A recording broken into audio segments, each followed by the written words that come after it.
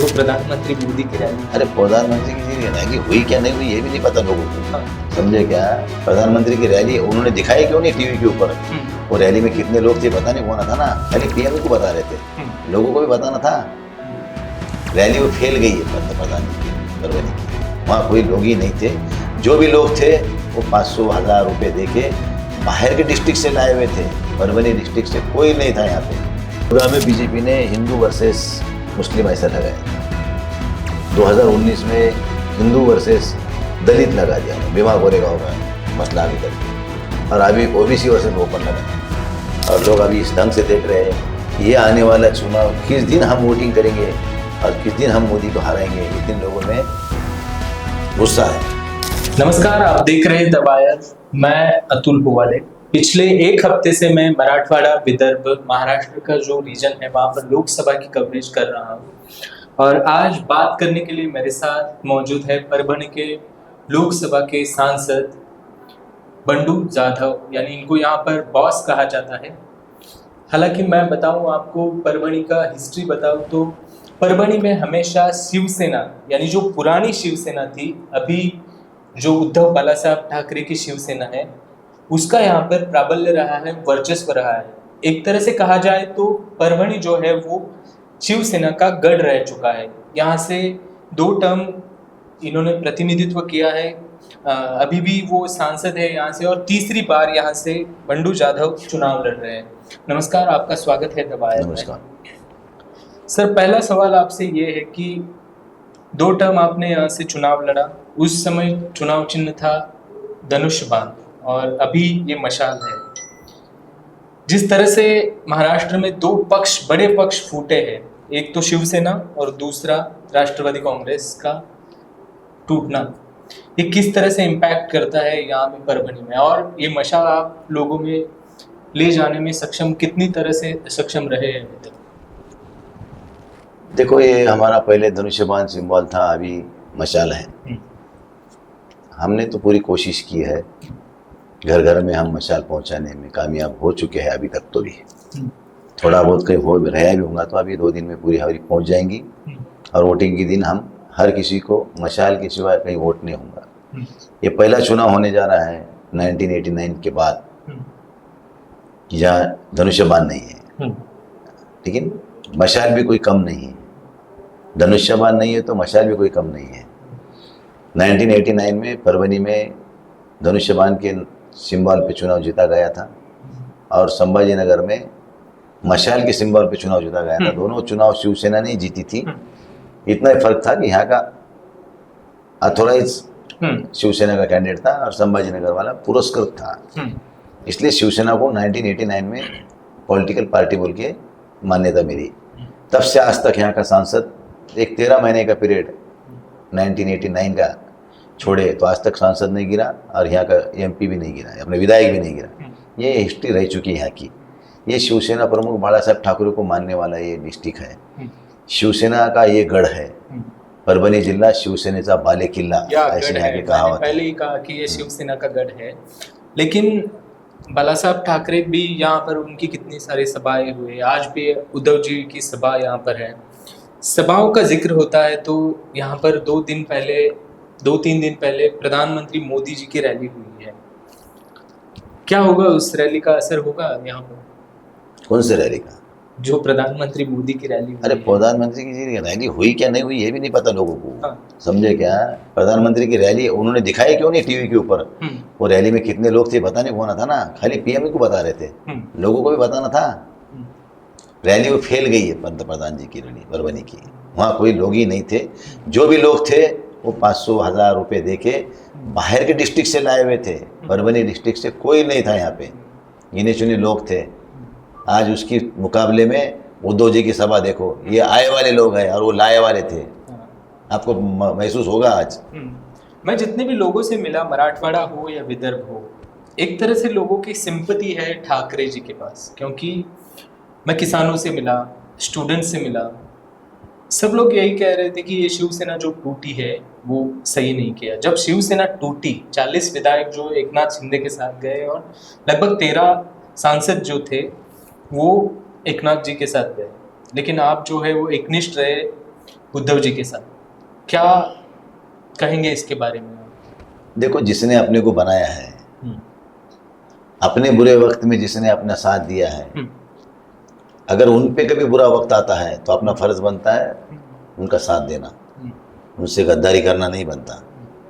लेकिन जिनके बलबूते पे हम बड़े हो गए और बाद में उसको ही हम नोचने लगे, हम्म, इसके बारे में ऐसा कहा जाएगा कि शेख चिल्ली के जैसा, हम्म, जिस डाली पे बैठा था उसी को काट रहा था, उस तरीके का बर्ताव ये शिंदे गुट ने किया है। ये लोगों के दिल में बहुत खपा है। लोग सिर्फ इंतज़ार कर रहे हैं कि वोटिंग किस दिन आती है और हम ये बीजेपी और ये शिंदे गट के सरकार को उसके सबक सिखाएंगे।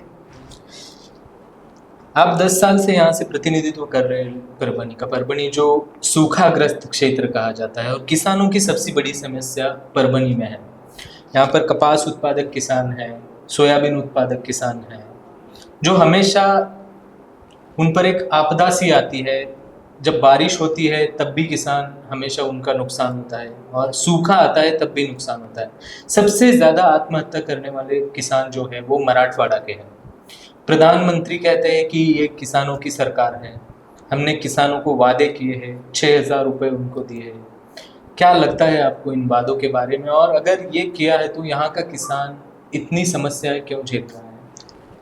सही में भी अगर प्रधानमंत्री जी ने किसानों की समस्या का हल किया है तो फिर बीजेपी के इतने बेहाल क्यों हैं?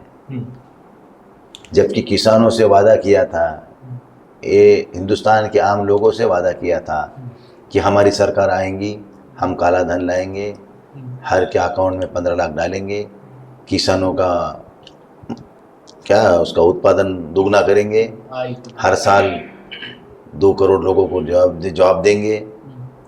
अरे हर चीज़ में महंगाई कर दी आपने तो। आज सोयाबीन 4,000 में बिक रहा है।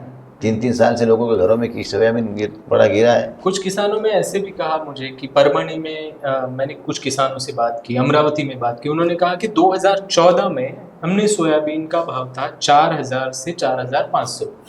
आज 2024 आया है, सोयाबीन का भाव वही है, लेकिन सोयाबीन का तेल जो है वो बढ़ गया है, महंगाई बढ़ गई है। हम जब कोई औषध खरीदने जाते हैं, कोई रसायन खरीदने जाते हैं, कोई खाद खरीदने जाते हैं, तो उस पर जीएसटी है, वो तो ज़्यादा महंगा हो गया, लेकिन हमारे भाव नहीं बढ़े। क्या कारण है इसके? देखो, इसका कारण एक है, किसानों के माल का जो भी मार्केटिंग होनी चाहिए वो सरकार नहीं करने देती, और हर चीज़ पे जीएसटी तो है ही है।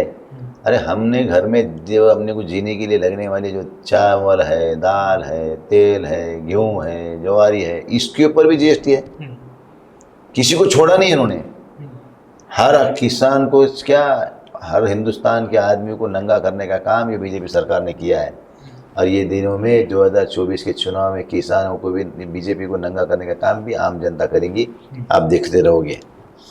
थोड़ा सा लोकल मुद्दे पर आते हैं। परभणी की जो जनता है वो कई सारी समस्याओं को झेल रही है, जैसे कि रास्ते की जो रोड है वो अच्छे नहीं, और दूसरा एक सवाल ये है कि जो जातिगत फैक्टर देखा जाए परभणी का, तो यहाँ पर दलित और मुस्लिम वोटर्स भी ज़्यादा संख्या में हैं। क्या लगता है आपको, वो इस साल वोट शिफ्ट कर पाएंगे? क्योंकि परंपरागत यहाँ का जो विरोधक है वो है राष्ट्रवादी कांग्रेस, और वो भी शरद पवार की राष्ट्रवादी कांग्रेस अभी आपके सामने है। और यहाँ के अभी आपको चुनौती देने वाले उम्मीदवार जो है महादेव जानकर, वो बीजेपी के सपोर्ट से यहाँ पर है, राष्ट्रवादी अजित पवार की वोट से। कैसा देखो, देखते हैं? ये आपने तो पहले कहा कि यहाँ के रास्तों के बारे में। उद्धव जी सीएम थे, अशोक चौहान साहब डिप्टी अपना पीडब्ल्यूडी मिनिस्टर थे, और हमारे यहाँ के विधायक सुरेश राव भरपूरकर, इन्होंने 100 करोड़ रुपए शहर के रास्तों के लिए महापालिका में रास्ते के लिए मंगवा कर लिए। उसकी पूरी प्रोसेस हो गई, लेकिन बाद में सरकार बदली और ये सरकार ने उसको छुपा दिया। अगर काश ये रास्ते होते तो आज ये बोलने का मौका नहीं मिलता। दूसरी बात यह है कि महादेव जी जानकर यहाँ क्यों खड़े हैं। हाँ, लोग मुझे भी बोल रहे थे कि महादेव जानकर यहाँ क्यों खड़े हैं, क्योंकि वो यहाँ के उम्मीदवार नहीं है, वो सातारा से है। हाँ, ऐसे लोग बोल रहे थे मुझे। मैं पूरे परभनी में घूम रहा हूँ, तो लोग बोल रहे हैं कि महादेव जानकर यहाँ से क्यों खड़े हैं हमको पता नहीं है। जरा आप बताएंगे क्यों खड़े क्यों हैं या खड़े उनको खड़ा किया उनको गया? खड़ा किया गया है।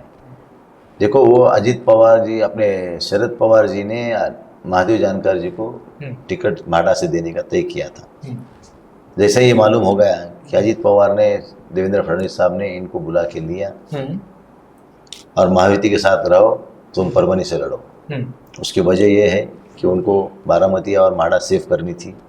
इसके लिए यहाँ डाला गया होगा, या तो दूसरा यहाँ पे उनको खड़ा करके ओबीसी वर्सेस ओपन ऐसा उनको काउंटडाउन शुरू करना था, वोटों का ध्रुवीकरण। जो कि हमेशा होता आ रहा है। अभी किसानों के मुद्दों से लोगों का ध्यान डाइवर्ट करने के लिए ये किया गया हुआ षड्यंत्र है। अभी किसानों का मुद्दा बाजू में रह गया है, अभी शुरू हो गया ओबीसी वर्सेस ओपन। अरे भाई, सालों से कई सदियों से लोग यहाँ रहते हैं, एक दूसरे के सुख दुख बांटते हैं, अच्छे तरीके से जीते हैं। आज इन्होंने जो ढंग से इलेक्शन प्रोसेस शुरू किए है, अब ऐसा हो गया गांव-गांव में कि हम एक दूसरे को नफरत से देख रहे हैं, नफरत सी पैदा हो गई हर किसी के दिल में। ये बहुत गलत काम हो रहा है। जब बीजेपी की सरकार आती है तो कम्युनल जो टेंशन्स जो है वो बढ़ जाते हैं, हिंदू मुस्लिम्स ऐसे इश्यूज आते हैं। क्या लगता है आपको ऐसे कि देखो, ये पॉलिटिक्स जो है वो जातिगत पॉलिटिक्स में उनका जोर रहा है, विशेषता परभनी में? देखो, 2014 में बीजेपी ने हिंदू वर्सेस मुस्लिम ऐसा लगाया था, 2019 में हिंदू वर्सेस दलित लगा दिया था, भीमा कोरेगांव का मसला आगे करके, और अभी ओबीसी वर्सेस ओपन लगाया है। बीजेपी हर समय एजेंडा बदलती है, उसको मालूम है ये तीन लोग एक आ जाएंगे तो अपनी दाल नहीं पकेंगी, इसलिए वो तीनों लोगों में आपस में लड़ाना चाहते हैं और अपनी रोटी सेकना चाहते हैं। आज तक का इतिहास रह चुका है, इसलिए लोग अभी इतने अनपढ़ गंवार नहीं है। अभी लोगों में बहुत सारा अवेयरनेस आया है और लोग अभी इस ढंग से देख रहे हैं कि ये आने वाला चुनाव किस दिन हम वोटिंग करेंगे और किस दिन हम मोदी को हराएंगे, इतने लोगों में गुस्सा है। एक आखिरी सवाल है आपसे, जिस तरह से महाराष्ट्र का पॉलिटिक्स अभी है, लोग कह रहे हैं कि पूरा खिचड़ी हो गया है पॉलिटिक्स का, कौन किस पार्टी में है कुछ समझ में नहीं आ रहा। वॉशिंग मशीन की तरह बीजेपी ने जितने भी भ्रष्टाचारी नेता थे, जैसे कि आरोप थे जिन लोगों पर, अशोक चौहान रहे हो, अजित पवार रहे हो, हसन मुशर्रफ रहे हो, जब भी वो दूसरे पाले में जाते हैं, बीजेपी की तरफ जाते हैं, उनके सब आरोप या वो जो इंक्वायरीज है वो थम सी जाती है। इसको किस तरह से देखते हैं आप, ये पॉलिटिक्स? देखो, अब ये पॉलिटिक्स है, हमारे को चोर बोलने का और तुम्हारे पास आ गया कि तुम उसको शव बना देते हैं। भाई, चोर चोर ही है आखिर, कहीं भी हो। यानी तुम डराने धमकाने का काम कर रहे हैं। शोले पिक्चर में डायरेक्ट था, जब बच्चा रोता रात में तो माँ बोलती है भुजा बेटे ने तो गब्बर आ जाएगा। वैसा अभी ये बीजेपी वाले बोल रहे बेटे इधर आ जा, नहीं तो सीबीआई आ जाएंगी, सीबीआई है तो ईडी आ जाएंगी बोल रही है। इस तरीके का बर्ताव सरकार के डरा धमका के पार्टी में लेना।